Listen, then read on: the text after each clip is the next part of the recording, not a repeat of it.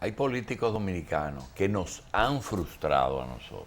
¿Por qué, doctor? Porque nosotros ciframos nuestras esperanzas en ellos, en esas organizaciones políticas que uno veía que estaban medio sueltas en banda. Y ellos llegaban y daban signos de que sabían lo que había que hacer. Como Balaguer y todos los líderes han sido muy egocentristas, ellos solamente se tomaban en cuenta. Existían en estos partidos personas que eran activistas, analistas, que nunca pensaron en candidaturas de ellos, sino en la organización política. Después que se cansaron de luchar por ello, se fueron primero a hacer asesorías en el Congreso de su partido, pero luego se metieron analistas de situaciones económicas, sociales y políticas. Y es el caso de un amigo querido que es José Rijo. José Rijo, hasta donde la última vez que supe de él, era asesor de la Cámara de Diputados. Y en los momentos difíciles, pues nos mandaba algunas señales muy acertadas de situaciones. Hoy día, yo particularmente tengo dos temas que quiero plantearle a José. No es que va a ganar Abinader, no ese es el tema, porque uno sabe cuáles serán los resultados. Lo que yo quisiera preguntarte es, en el caso de la situación de los votos del doble rayado, quiero que me hables de ello. Y el otro tema es, José, si desde el punto de vista político, de que en política se hace lo que conviene, lo que hizo Miguel Vargas Maldonado o Quique Antún, que revirtieron sus aliados, estaban en un lugar y ahora están en el lado opuesto, los dos. Hicieron lo que mejor ellos entendieron y si le va a salir bien esa solución. Adelante, bienvenido y gracias por estar aquí. Muchas gracias, Julio, a todos, amigos y amigas. Hacía tiempo que no estaba compartiendo en este espacio. Más de 4 años ya, don Julio, el tiempo pasa rápido. Lo primero es que las elecciones dominicanas del 2016 tienen una connotación muy especial y es la demostración clara de que la población ya no cree en partidos políticos, de que se necesita expresiones nuevas, se necesitan caras nuevas, propuestas nuevas, y eso se está demostrando en todas las composiciones de las boletas en todo el país.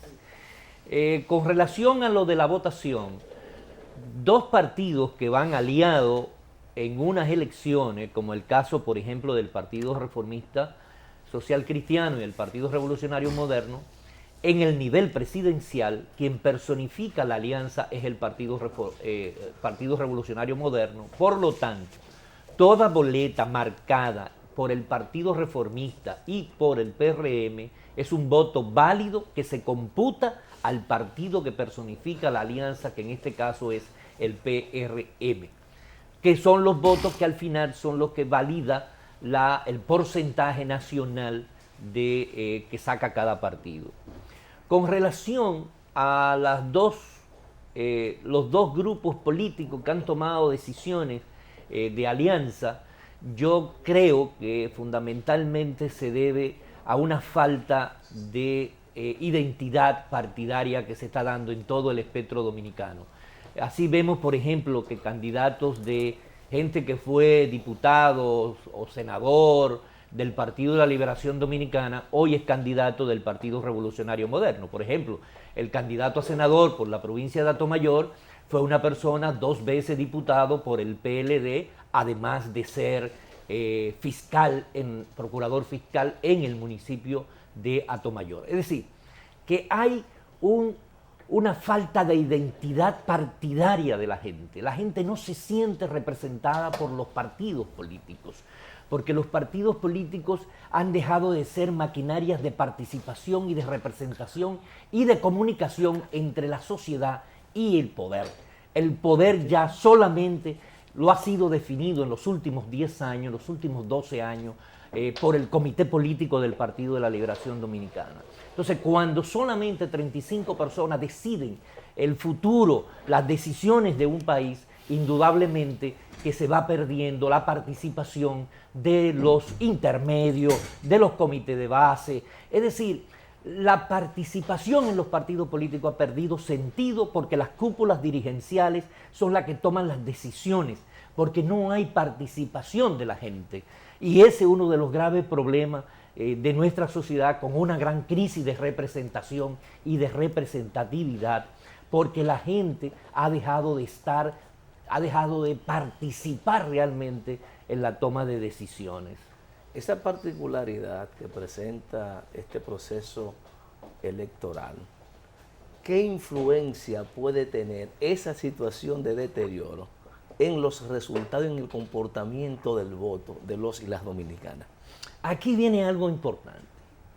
Como no hay esa dependencia partidaria, el analizar encuestas, por ejemplo, de intención del voto en un manejo de percepción muy grande por parte del gobierno, es un poquito complicado, porque cuando tú tienes que una gran cantidad de personas dependen de alguna manera de alguna entrada del gobierno, en su condición de dependiente, piensa dos veces al momento de responder una encuesta en público a una persona por quién tú vas a votar si las elecciones fueran hoy.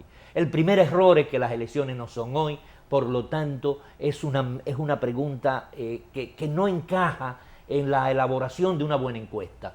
Lo segundo es que esa persona que tal vez te dice yo voy a votar por el presidente de la República, cuando le preguntas cómo está su situación económica, cuáles son los problemas que lo aquejan, el 65, el 80% de la población tiene dificultades económicas, valora demasiado fuerte el problema de la inseguridad, porque el problema de la inseguridad tiene un componente de yo poder vivir en lo cotidiano, de yo poder vivir en la calle, de yo poder disfrutar de lo público, de yo poder ir a un parque, de yo poder disfrutar con mi familia seguro en la calle. Y ese componente no se evalúa en el momento de decir por quién voy a votar. Es decir, que yo creo que la realidad dominicana, sin entrar, y luego lo podríamos analizar, sin entrar el componente económico del país, porque a eso tenemos que agregarle la dificultad que estamos teniendo ahora mismo desde el punto de vista económico,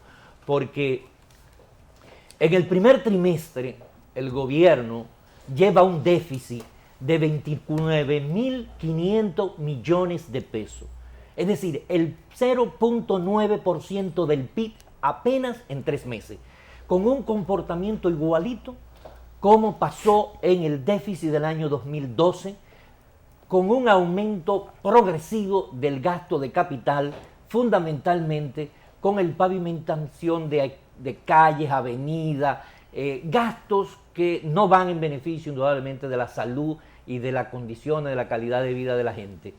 Ese gasto excesivo del gobierno provocando ya un déficit cercano a los 30.000 millones de pesos en los primeros 3 meses, es un claro indicador de que el gobierno pretende imponerse a como dé lugar con el uso de los recursos públicos para luego penalizar, como lo hizo en el 2012, a toda la población con un aumento de los tributos, y ya lo planteó el presidente de la República, el candidato del PLD, en el almuerzo con la Cámara Americana de Comercio, que dijo que iba a hacer una revisión integral de las exenciones fiscales.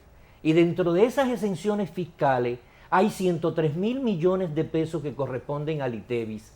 A ITEVIS que usted no paga, que si lo pagara, indudablemente va a afectar al consumidor, como por ejemplo, se deja de percibir unos 7.000 millones de pesos porque los salones, lo que se llama el servicio de cuidado personal, no paga ITEVIS. En la vez pasada, el gobierno se planteó imponerle el ITEVIS al cuidado personal, al servicio de salones, al ir a recortarse el pelo, las mujeres a arreglarse las uñas, a ponerle un 18% o tal vez un 20%. Igualmente el gobierno contempló la vez pasada, y durante estos años ha estado luchando el director de aduana para colocar el ITEVIS a las compras menores de $200 por internet, que les representa unos 3.000 millones de pesos, de gasto tributario, es decir, de dinero que no se recauda y el gobierno está queriendo infilar por ahí. Igualmente, incluir impuestos a productos procesados, alimentos procesados, que representan más de 43.000 millones de pesos, que ahora mismo no pagan ITEVI. Ya se hizo la prueba y con un sistema escalonado, primero el 12, ahora el 16, ya el próximo año sería el 18, en el café, en el aceite, en el yogur, en la mantequilla. Pero el ITEVI. El ITEVI se fue aplicando al café y al chocolate. Un chocolate pagaba el año pasado un 12% de ITEVI, ahora paga el 16% con miras a llevarse al 18%, porque el 18% debió de haberse bajado este año, pero como la recaudación de impuestos no llegó al 16% del Producto Interno Bruto, el gobierno tuvo que mantener el ITEVI en un 18%. Y este año tampoco lo va a tener ni el año que viene, porque la estructura tributaria crea mucha evasión. Pero dicen los analistas económicos algunos que la presión tributaria en República Dominicana es muy bajita y lo que hay que hacer es aumentarla, y por ahí empieza, por el aumento del ITEVI. ¿Cuál es la realidad de esa situación? Lo primero que tenemos que hacer es racionalizar el gasto. Porque cuando tú tienes una situación de déficit en tu casa, si tú estás gastando más de lo que te está ingresando, tú dices, bueno, tengo que buscar otro empleo, multiplicar el ingreso. Cuando no lo consigues, nada más tiene una sola solución: bajar los gastos de tu casa. El gobierno primero tiene que racionalizar los gastos. No es posible que mantengamos una oficina, por ejemplo, como la Oficina Supervisora de Obras del Estado, la OISOE, que ha sido de múltiple escándalo, hasta lamentablemente una muerte de un arquitecto que se suicidó. El presupuesto de este año de la OISOE son 9.000 millones de pesos. De esos 9.000 millones de pesos, 1.100 millones de pesos son para dirigir, son de dirección y coordinación de la OISOE. Los otros 7.800 son contratos de hospitales, contratos menores. Y yo me pregunto, ¿el Ministerio de Obras Públicas no está en capacidad de manejar 7.000 millones de pesos más de contratos? Pues claro que sí. Entonces, ¿por qué tenemos que gastar 1.000 millones de pesos en personal, en administración de una oficina como la OISOE, que duplica la función, la misión de lo que es las obras públicas que tienen que estar en obras públicas? Y así podíamos encontrar, el presidente de la República tiene 4.922 millones de pesos a su discreción, que no sabemos al final quién lo ejecutó, porque él lo distribuye como él quiera, pero al final debería de mandar un detalle a la Cámara de Cuentas conjuntamente con lo que se llama el cierre del año, y el presidente nunca lo ha mandado. La misma Cámara de Cuentas lo dice en su informe, que el presidente ha violado la ley no mandando el detalle del 5% que él utiliza de manera discrecional, porque no se saben los destinarios final. Ahora, ¿qué pasa con la presión tributaria? Si tú tienes un sistema tributario como el que nosotros tenemos, ese sistema disperso, con muchas tasas muy altas, dirigida más al consumo, un mayor pago indirecto, es decir, que lo que lo paga realmente es el trabajador, es el empleado, es la persona común y corriente. Esa estructura tributaria lo que conlleva es a producir evasión.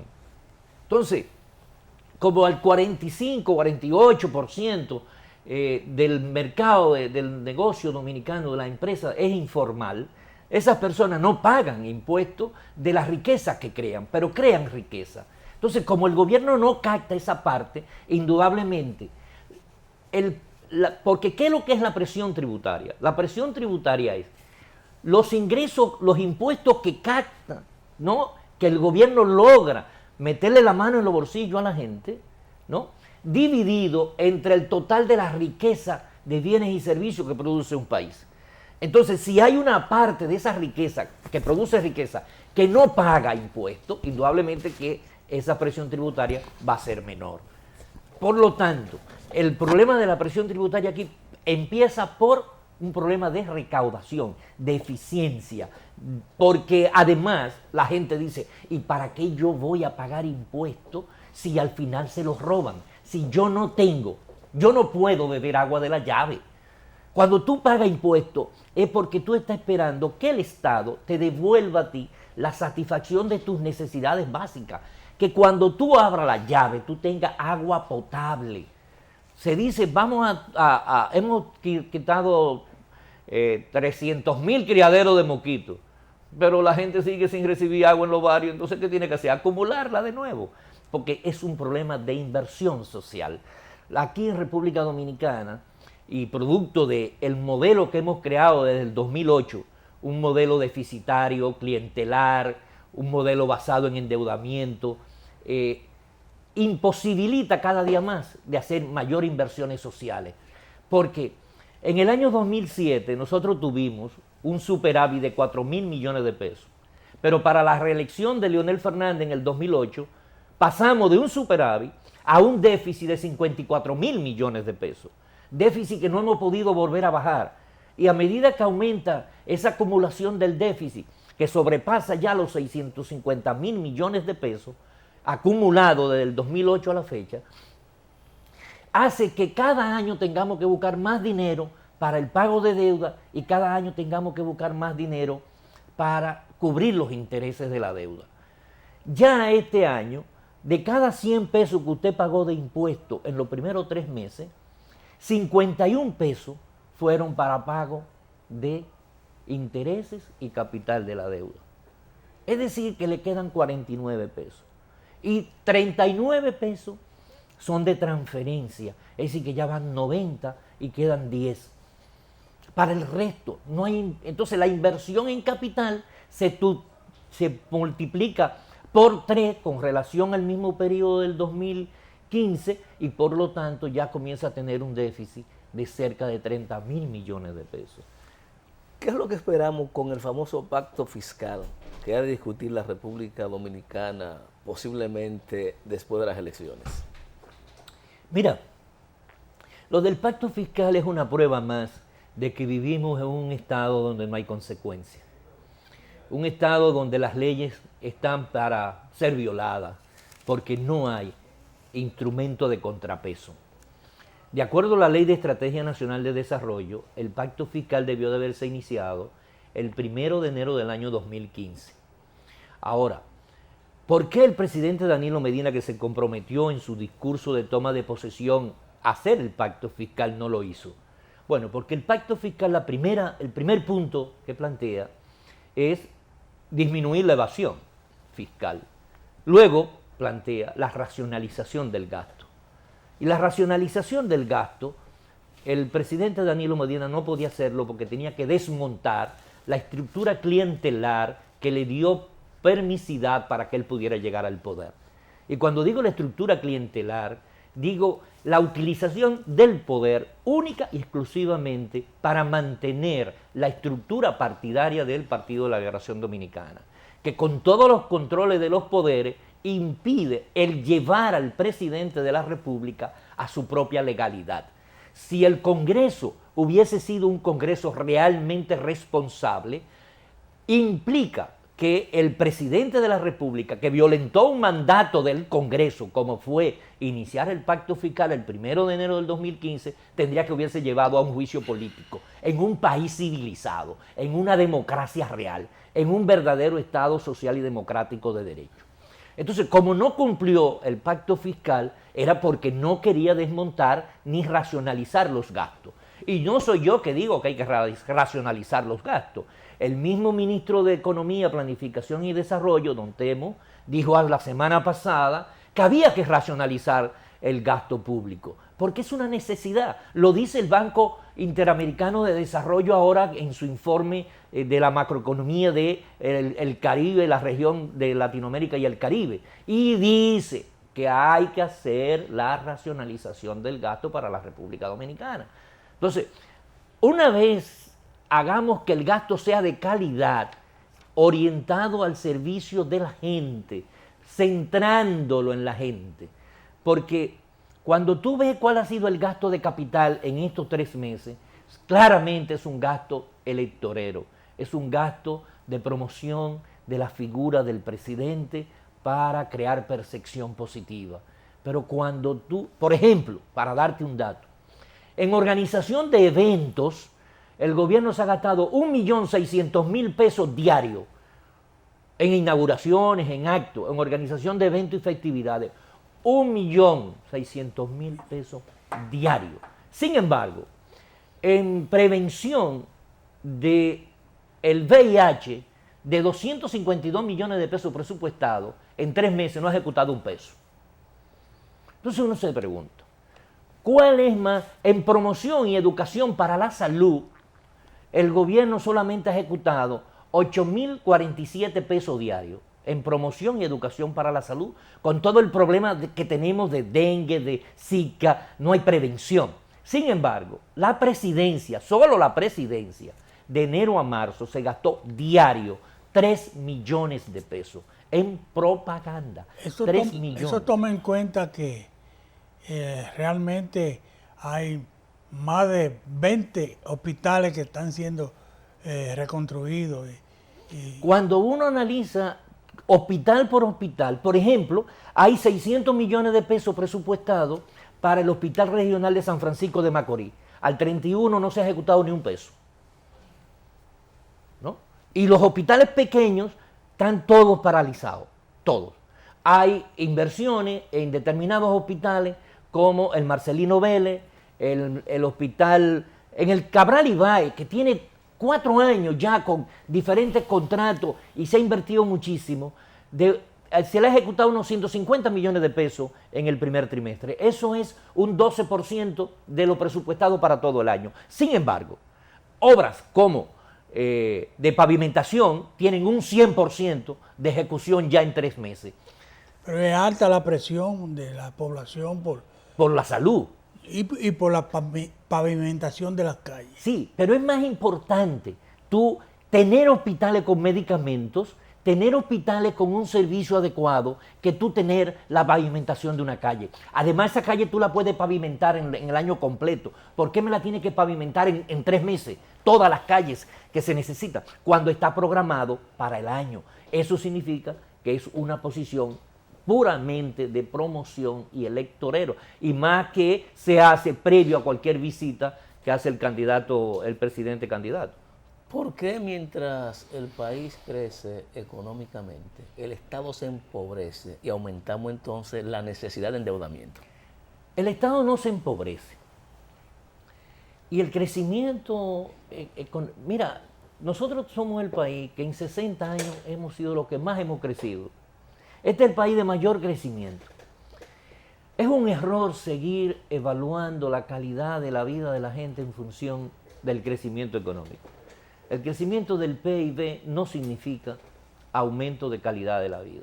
Pero hay una diferencia en ese trayecto. Enorme, enorme. Entonces, ese crecimiento de la economía lo que produce es desigualdad. Una sociedad más excluida. Una sociedad con menos oportunidades para los más pobres, para los que no inician sus hijos las clases de 0 a 4 años, porque la clase media, alta y media manda a sus hijos desde el primer año, a desarrollar sus capacidades psicosociales, y después son los que mismos van a mantener los extractos de desarrollo. Entonces, ¿por qué el Estado se endeuda? El Estado se ha endeudado porque creó un modelo deficitario.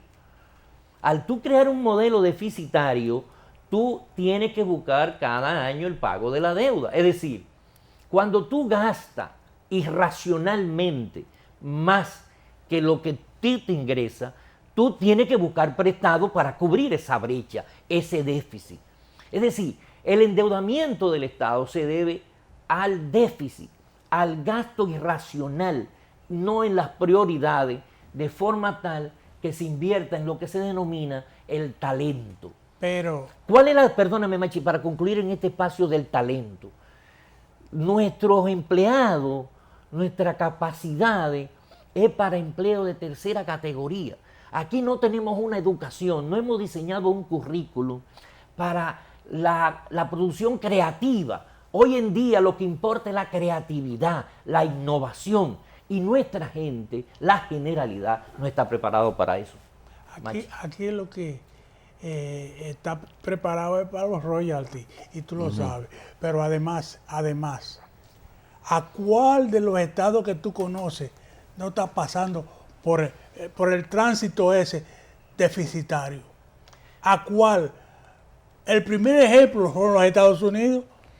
Bueno, cuando tú comparas el problema, aquí viene otro, la capacidad de respuesta y de tu producción para tú entender el déficit, ¿no? Tú dices, Chile tiene déficit. ¿Y cuál es la inversión social de Chile? Un 7% en salud. Y nosotros, 1.85% en salud. Es decir, cuando tú tienes Chile déficit, perdóname. Es un país mucho más exportador que el nuestro.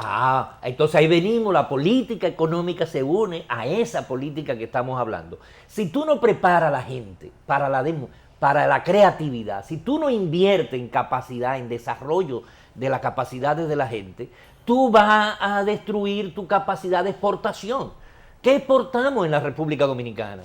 Entonces, hemos creado un sistema económico de servicio, única y exclusivamente de servicio. Y ese sistema es con mano de obra barata, no crea desarrollo, no crea oportunidades, no inventa, no se innova. Aquí para investigación y desarrollo, el Estado invierte 3 millones de pesos al año en investigación y desarrollo. Entonces tú tienes que invertir en eso. Tú sabes bien que el doctor Balaguer invirtió un montón de dinero para crear la clase media y el turismo. Así es, ¿no? Y recuerda que se hizo aquella famosa ley, la 299 creo, de exención fiscal hasta el 90% para el desarrollo de las industrias. Ahí se desarrolló la industria de Herrera. ¿Y qué pasó? ¿Qué pasó con esas exenciones? Que los beneficios obtenidos, en lugar de innovar, en lugar de prepararse, se fue a otras áreas, los beneficios que generaba esa exención fiscal. Y las industrias prefirieron, los dueños prefirieron, los pocos, seguir empujando a ver si lograban tener una industria pujante, pero la mayoría que desarrollaron se fueron para el sector turismo, para el sector inmobiliario, ¿no? Donde hay mayores oportunidades, y para invertir y sacar dinero hacia afuera, y para hacer sus villas, y no para invertir en la adecuación. Nuestra sociedad, yo he dicho, mi generación, Machi, nuestra generación, de alguna manera, fracasó. No tuvo la visión de la sociedad que venía. Y hemos creado una sociedad de pantalla, de engaño, de ilusiones, de falsa, de mentiras, de la vida fácil, de resolver de manera individual lo que tiene que ser resuelto colectivamente. Que en esa preocupación por resolver mi problema de agua, de poner un tinaco, me olvido que el agua tiene que llegar por la llave y que mi lucha tiene que ser social, de movilización por mis derechos. Es decir, hemos creado una sociedad que no se identifica, se ha masificado de tal manera que lo individual, lo personal, la conciencia del yo como sujeto de derecho se ha perdido.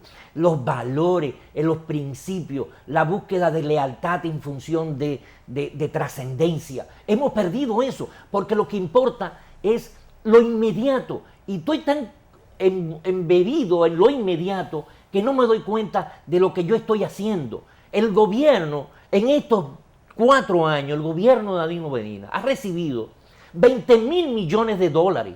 20.000 millones de dólares ha recibido de endeudamiento, ¿no? Y colocación de bonos. Y 13.000 millones ha tenido que ser para pago de deuda. ¿De qué deuda? Del déficit que viene acumulándose, fundamentalmente el del 2012. Y ha incrementado la deuda en casi 7.000 millones en lo que va. ¿Para qué? Para crearnos una ilusión de desarrollo, teleférico, más metro, inversiones, edificios de escuela, y no invertimos en lo fundamental.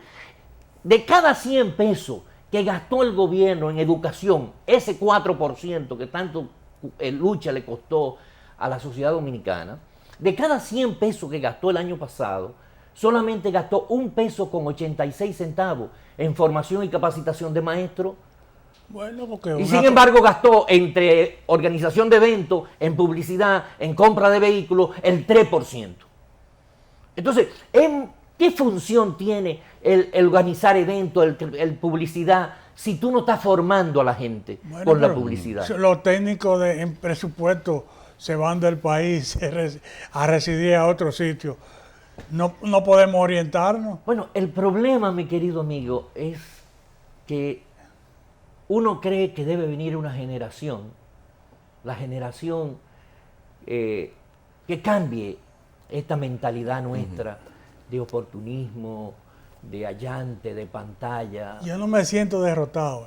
No, yo tampoco, y por eso seguimos empujando, seguimos tratando de orientar, seguimos tratando de hacerle ver a la gente que hay un peligro en el control de todos los poderes en un país. Si hacemos una evaluación en los últimos 10 años del gasto tributario, entiéndase las exenciones fiscales en su conjunto, no solamente el ITEVI, la balanza es positiva o negativa, es decir, lo que el Estado promueve cuando se desapodera de esos ingresos es retribuido con la creación de empleo de calidad, con los costos de producción, con los artículos de primera necesidad. ¿Cómo llega a la gente? ¿Se justifica ese gasto? No. Hay que hacer una revisión indudablemente del gasto y de toda la reforma tributaria. Tú tienes, por ejemplo, ahí dentro de ese gasto, 22 mil millones de pesos que tienen que ver con el impuesto sobre la renta. Entonces tú me dices, yo voy a ponerle impuesto sobre la renta a los que ganan menos de 34 mil pesos. ¿No? O, por ejemplo, 25 mil millones de pesos que hay que tiene que ver con el impuesto a la propiedad. Y esos 25 mil millones de pesos del impuesto a la propiedad tienen que... Entonces le vamos a poner impuesto a todo el que tenga una casa, porque eso quiere decir que el costo de la casa de menos de 6 millones no paga impuestos. ¿No? O el problema de los hidrocarburos, 20 mil millones de pesos se exoneran a las generadoras eléctricas. Si tú lo quitas, entonces eso le va a implicar que puede haber un aumento en la tarifa. Es decir, tiene que haber una revisión profunda de todo lo que es la estructura tributaria. Pero primero tú tienes que enseñarle a la gente la voluntad de que ese dinero va a ser bien usado, de que ese dinero no va a ser para promocionar y una política fuera de lo que hemos definido en la Estrategia Nacional de Desarrollo. Que tú quieras, no se quiera, eso es un marco para definir las prioridades que requiere la República Dominicana. Tenemos tanto tiempo sin ver a José Rijo que tenemos que hacerle la pregunta. Era respondido. Rijo, ¿cuál es tu militancia política actualmente? Mira, yo fui formado... ¿A dónde prestas tus servicios? Yo fui formado, eso es otra cosa. Yo fui formado en la democracia cristiana. Y nos revertimos a aquella época de que no estábamos de acuerdo, de donde iban los ricos a buscarle dinero, entonces se arma todo el movimiento del Corecato y la creencia en Camilo Torres. Luego de estar preso, salí, me fui del país, volví, me aburguesé, aburguesé, no, maduraste. Maduraste. No, porque esa era la expresión, ¿verdad? De que uno se aburguesó. Y luego, cuando el Partido Reformista, en el año 83, regreso de hacer un estudio en Panamá, el Partido Reformista había adoptado el social cristianismo, entonces creímos que podíamos, un grupo de gente jóvenes, que podíamos cogernos ese partido y convertirlo en un partido ideológico, fuerte, ¿no? Y estuvimos trabajando muchos años dentro del Partido Reformista, hasta que vimos que era imposible competir a lo interno con Balaguer. De ahí nos fuimos con el licenciado Fernando Álvarez Bogar y conformamos lo que fue la Unidad Democrática, la UD, ¿no? Donde se aglutinó una gran cantidad de dirigentes importantes de lo que era el Partido Reformista. Todavía existe la UD. En el periodo 98-2002 fui diputado por el Acuerdo de Santo Domingo, PRD-UD, y cuando salí de la Cámara de Diputados me retiré de la vida partidaria política porque entendí que esta es una sociedad, yo creía que el problema de mi país era la educación cuando tenía 14 años, por eso decidí ser maestro, me gradué de maestro. Luego de casi 30 años de ser profesor, 25 años, me di cuenta que el problema no era la educación, sino que los que llegaran al poder entendieran que la inversión en educación era la solución. Sin embargo, después de 20 años me doy cuenta que no, que el problema es un problema de una sociedad de cómplices, que esto es una sociedad... Por ejemplo, la ley general de salud tenía 10 años cuando nosotros llegamos al Congreso que no salía. ¿Y por qué salió? Bueno, no salía porque habían 21 cartas del episcopado y del monseñor del cardenal pidiendo que no estuviera el aborto en la ley general de salud, más el aborto terapéutico, que es una condición de protección al servicio de médico, de salud. Y cuando quitamos eso y lo mandamos al Código Penal, automáticamente salió la luz. Entonces, ese sistema, esta sociedad de complicidad, yo me cansé. Yo dije, bueno, hay que trabajar más por la institucionalidad. Y me he dedicado los últimos años he trabajado con el BID, con Banco Mundial, con el PNUD. Trabajé, como decía don Julito Jacín, en un proyecto de fortalecimiento de la Cámara de Diputados con el PNUD. Hace más de 4 años ya, 5 años que culminó ese proyecto. Y ahora, viendo la realidad que uno demanda, uno dice, bueno, ¿para qué la democracia? La democracia es un sistema de contrapeso, la democracia es un sistema de instituciones. Y nosotros lamentablemente tenemos una democracia de mentira. Tenemos un Estado social y democrático de derecho de mentira. Tenemos más policía para más inseguridad, más hospitales. Eso está en la Constitución. Claro, pero eso es de mentira. Como el presupuesto es una mentira, como porque se pone una cosa y se hace otra, en fin. Nosotros decidimos, y así fuimos requeridos por el licenciado Luis Abinader para que lo acompañara en la búsqueda y la lucha de una propuesta acorde a las necesidades que requiere la República Dominicana en estos momentos. Así que nosotros estamos comprometidos con Luis Abinader, sin ser miembros del Partido Revolucionario Moderno, ni de ningún otro partido. Yo soy de lo que creo que si nosotros estamos demandando porque la sociedad tenga una democracia con contrapeso, con equilibrio, una sociedad de consecuencia, tenemos que comenzar a hacer un ejercicio ciudadano responsable. Y el voto del próximo 15 de mayo tiene que ser un voto consciente, un voto responsable. Cuando usted vota, te critica, por ejemplo, el barrilito, sin embargo, vota por una persona que fue el creador del barrilito. Yo no lo puedo entender. Es decir, es un problema de un voto de responsabilidad. Es un voto, si el gobierno me ha creado esta inseguridad porque no ha hecho las inversiones, si el gobierno me ha creado un Estado que no hay seguridad jurídica, que yo no tengo, yo necesito luchar porque haya un cambio. Durante toda la existencia de la candidatura de Abinader, ¿tú has estado aquí? No. Tengo un mes, casi un mes. Porque parece que le faltan otras asesorías. Mira, la experiencia que nos da a nosotros la vida política, cuando tú ves la gente en su hábitat, cuando tú te sales de la percepción, cuando tú te sales de esta abrumadora inversión en propaganda que ha tenido el gobierno, son más de 11.000 millones de pesos que se ha gastado el gobierno en propaganda para crear, fortalecer el culto al personalismo, porque no es el culto a la institucionalidad, sino al personalismo del presidente Danilo Medina, para el Mesías, el que está por encima del bien y el mal. Es el único presidente hasta ahora que ha ido a pie donde están los campesinos de la República Dominicana. Ha hecho presencia donde están los pobres. Y eso va a ser un método que a partir de ahora... ¿Y han salido los pobres? Nadie, no, todavía. Es decir, ¿cuál es el efecto? ¿Cuál es el efecto? Porque el problema es el efecto no puede ser inmediato. Pero el problema es institucional. Pero el problema es institucional. El problema va más allá de que el presidente haga eso. Un presidente no está para ir a una cooperativa y decir, yo le mando 10 millones de pesos el próximo año. Eso es un irrespeto a la misma población y a su misma investidura. Cuando hay un banco agrícola, cuando todo el mundo sabe que esa promesa del presidente es para ir al banco agrícola, porque él no dispone de ese dinero, él no da nada. Entonces se inventa esta expresión. Mira, cuando tú analizas qué pasa con los pueblos, qué pasó ahora mismo en estos 3 años, una gran migración. Recuérdate que la Junta iba a cambiar la asignación de escaño en diferentes provincias. porque hubo demasiada movilidad. Y si hay esa inversión en lo local, en los territorios, si en verdad hay un desarrollo en mi pueblo, ¿por qué yo tengo que salir de mi pueblo para la capital?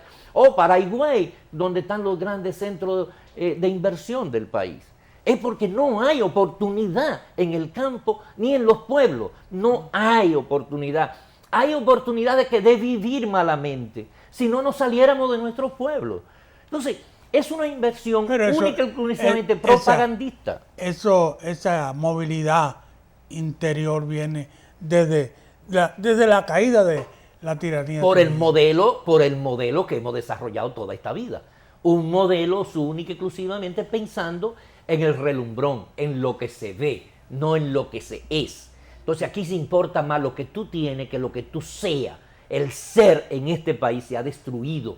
Por eso hay tanta delincuencia, por eso está el enriquecimiento rápido como de lugar. Por eso emigramos nosotros. Eso. Mira. Por eso emigramos nosotros. Claro. Nosotros desde aquí para los países desarrollados. Claro, porque no tenemos oportunidad. Vivimos en una sociedad donde tú no puedes alegar que no has tenido oportunidad en tu país. Es que tú no lo puedes alegar. Óyeme, es que tú tienes que construir tu espacio público de forma tal que tú te sientas con calidad de vida.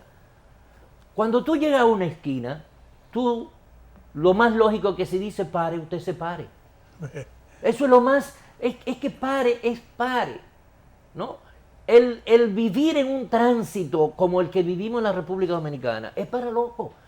Es para tú llegar con un dolor de cabeza permanente cada vez que tú sales al tránsito. Pero eso no es responsabilidad de Danilo. Del Estado, de la falta de institucionalidad. El Estado y el gobierno. De la falta de pensar. El Estado y el gobierno tienen una pequeña diferencia. No, pero el problema es que el gobierno de la nación comienza con el poder legislativo. Y así lo dice la Constitución. El primer poder del gobierno. Porque está muy claro que el gobierno no es el poder ejecutivo. Son los poderes del Estado, donde no existe en la República Dominicana. Ahora tú me preguntas, ¿Luis Abinader podrá hacer eso? Hay una voluntad y el pueblo necesita ese cambio. Es que de no hacerlo, lo que estamos viviendo ahora es poco con lo que vamos a seguir viviendo. Uno no quiere ser pesimista, pero yo creo soy un que pesimista necesitamos inteligente. un cambio, pero no veo la potencialidad en gente que ha tenido ya la oportunidad de aportar y ser y ser alguien en ese sentido de la vida. No lo creo. Mira, tú tienes en Luis una persona. En Luis, Bueno. que es un individuo. No, pero mira el entorno de Luis para que tú veas. No, yo comenzaría a ver el entorno de Luis y comenzaría a ver su propuesta. El problema es que nos quedamos en la periferia. El equipo de gente que ha estado trabajando en la elaboración de una propuesta de gobierno, una propuesta seria, centrada en las personas, con una revisión de más de 3.000 cuentas, una por una, para definir dónde está el despilfarro, dónde puede haber ahorro, hacia dónde hay que hacer la inversión, la reducción de un gasto incremental que no da ningún resultado, la eliminación de instituciones que duplican, triplican, cuadruplican. ¿Tú tuviste de asesor en el Poder Legislativo? Bueno, asesor en cuestiones de presupuesto, precisamente. Fíjate. Y tú sabes lo que pasa ahí. ¿Cuál fue la tristeza más grande de nosotros? Haber creado una oficina de análisis y presupuesto y que la mayoría mecánica que tiene el PLD obviara todas las informaciones, todas las recomendaciones. No lo ubique en el PLD. No, es que lo ubico en el PLD porque la oficina se creó durante el PLD. Se creó mientras Julio César Valentín tenía la presidencia. Julio César Valentín permitió la creación de esta oficina, ¿no? ¿Y qué? Los informes de ahí nunca le dieron importancia. Cuando llega el presupuesto, ni lo leen, ni se preocupa en ver si lo que está diciendo el gobierno es cierto. Mira, este año el gobierno presupuestó que iba a recibir de financiamiento, iba a buscar prestado, 178.000 millones de pesos, ¿no? Y puso una coletilla.